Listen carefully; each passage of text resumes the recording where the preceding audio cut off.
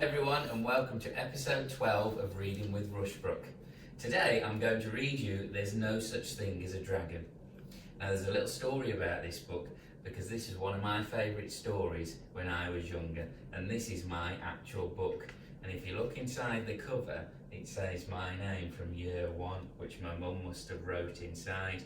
So let's listen to There's No Such Thing as a Dragon by Jack Kent.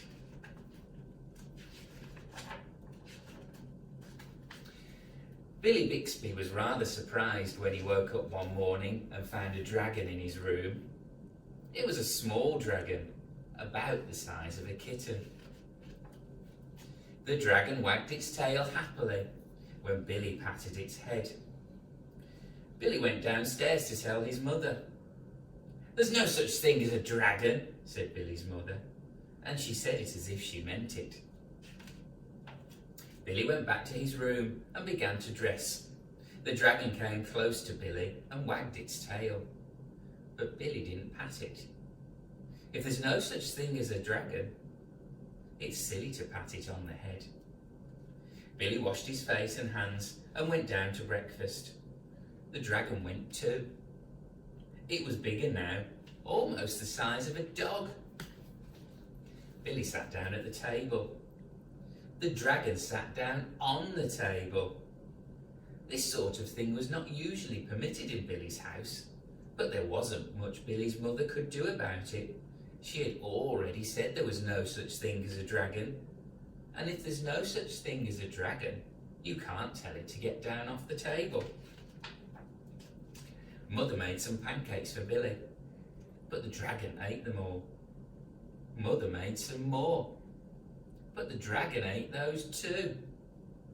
Mother kept making pancakes until she ran out of batter. Billy only got one of them, but he said that's all he really wanted anyway. Billy went upstairs to brush his teeth. Mother started clearing the table. The dragon, who was quite as big as Mother by this time, made himself comfortable on the hall rug and went to sleep.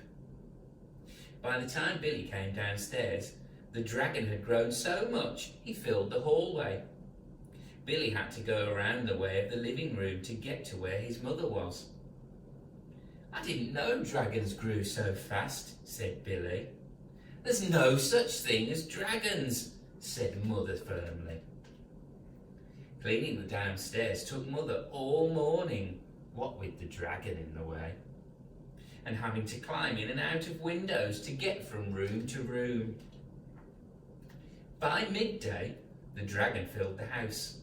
Its head hung out of the front door, its tail hung out of the back door, and there wasn't a room in the house that didn't have some part of the dragon in it. When the dragon awoke from his nap, he was hungry. A bakery van went by. The smell of fresh bread was more than the dragon could resist.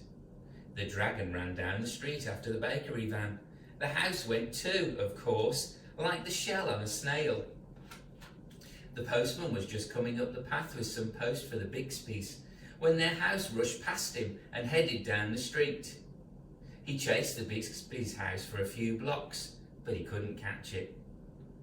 When Mr. Bixby came home for lunch, the first thing he noticed was that the house was gone. Luckily, one of the neighbours was able to tell him which way it went. Mr. Bixby got in his car and went looking for the house. He studied all the houses as he drove along. Finally, he saw one that looked familiar.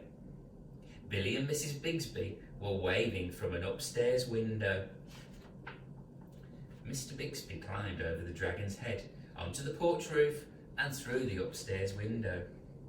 "How did this happen?" Mr. Bixby asked. "It was the dragon," said Billy. "There's no such thing," Mother started to say. "There is a dragon," said Billy insisted. "A very big dragon," and Billy patted the dragon on the head. The dragon wagged its tail happily. Then, even faster than it had grown, the dragon started getting smaller. Soon, It was kitten size again. "I don't mind dragons this size," said Mother. "Why did it have to grow so big?" "I'm not sure," said Billy, "but I think it just wanted to be noticed." The end. Thank you for listening, and we'll see you next time.